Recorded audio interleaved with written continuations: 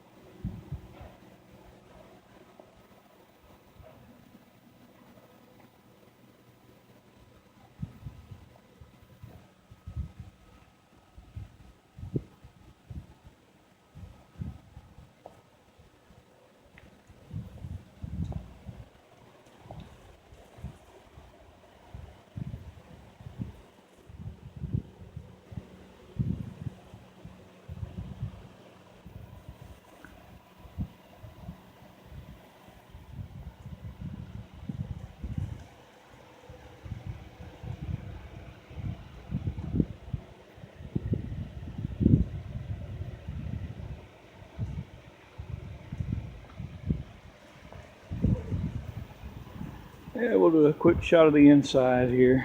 The console, radio, and all the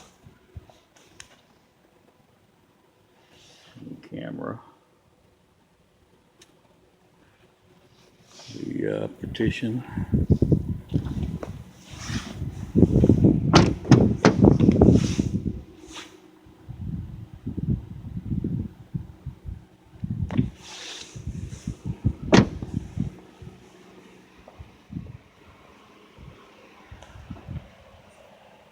Right, I think it looks pretty good.